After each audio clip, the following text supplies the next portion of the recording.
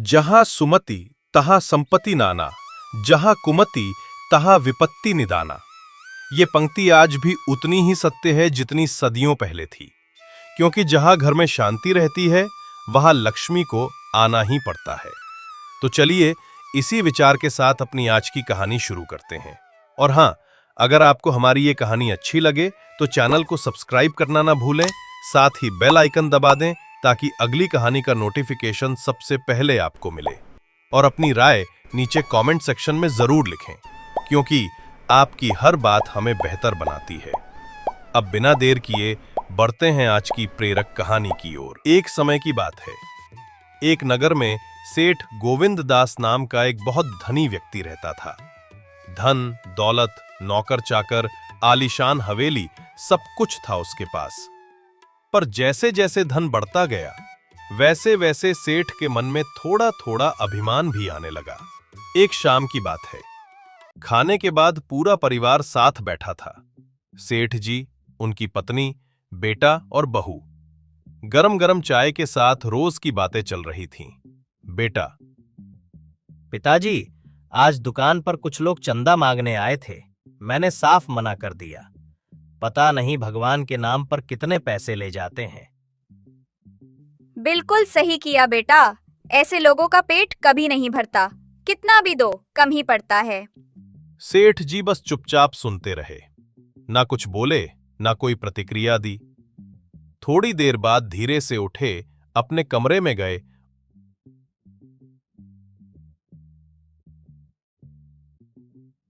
और लेटते ही नींद आ गई।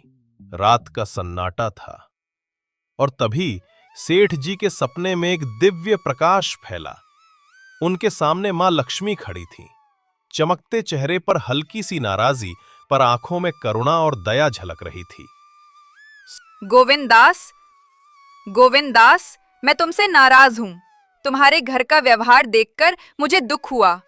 अब मैं तुम्हारे घर से जा रही हूं। मां, मत जाइए, मुझसे गलती हो गई।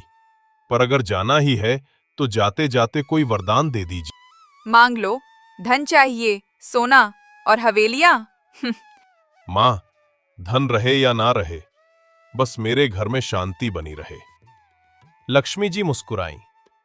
उनकी मुस्कान में अपनापन और आशीर्वाद दोनों झलक रहे थे। उन्होंने कहा, तथास्तु, और फिर धीरे धीरे अदृश्य हो गईं। सुबह हुई, सेठ जी ने आंखें खोली तो सपना याद था। मन में एक अजीब सी बेचैनी थी, पर उन्होंने किसी से कुछ नहीं कहा। धीरे धीरे दिन बीतते गए। कारोबार में घाटा होने लगा, धन घटने लगा, पर असली नुकसान तो घर की शांति का हुआ। घर में एक नया मेहमान आ गया था, कलेश। वो दिखाई नहीं देता था, पर उसकी फुसफुसाहट, उसकी हंसी, उसकी छाया हर कोने में घूमती रहती थी। सबके स्वभाव में चिड़चिड़ापन आने लगा। बिना बात के गुस्सा, बिना वजह के झगड़े। जिस घर में पहले हंसी गूंजती थी, अब वहां तनाव की दीवारें खड़ी थीं, धीरे धीरे बढ़ते तनाव के साथ। एक दिन की बात है, बहू रसोई में खाना बना रही थी। रसोई में चूल्हा जल रहा था और कलेश धीरे धीरे भीतर घुस आया। उसने चुपके से दाल के बर्तन में ढेर सारा नमक डाल दिया। थोड़ी देर बाद बहू आई और बिना चखे उसने फिर नमक डाल दिया। दोपहर का वक्त हुआ, सब लोग खाने के लिए बैठे। सेठ जी ने पहला निवाला मुंह में डाला और जैसे ही स्वाद जुबान पर आया, नमक की तीखी चुभन महसूस हुई। पर उन्होंने कुछ नहीं कहा, बस हल्के से मुस्कुराए और चुपचाप खा लिया। बेटे ने जब दाल चखी तो उसे भी नमक तेज लगा।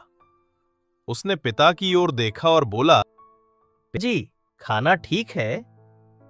सेठ जी ने सहजता से कहा, ठीक है बेटा। और बेटे ने भी चुपचाप खाना खा लिया। फिर मां ने थाली उठाई, पहला कौर मुंह में डाला और नमक की तीखी चुभन जुबान पर महसूस हुई। क्षण भर को भौहें हल्की सिकुड़ी, पर फिर चेहरे पर वही शांति लौट आई। उन्होंने मन ही मन सोचा, है बहू से गलती हो गई, शायद उसने 2 बार नमक डाल दिया होगा। जब सेठ जी और बेटा कुछ नहीं बोले तो मैं क्यों कहूँ? अब बारी आई बहू की। उसने थाली में परोसा हुआ वही भोजन उठाया। जैसे ही दाल मुंह में गई, चेहरा थोड़ा बदल गया। उसने भी नमक की तीखी परत महसूस की। मन में झुंझलाहट की एक लहर उठी। उसने भी बिना कुछ बोले वो नमकीन निवाला निगल लिया।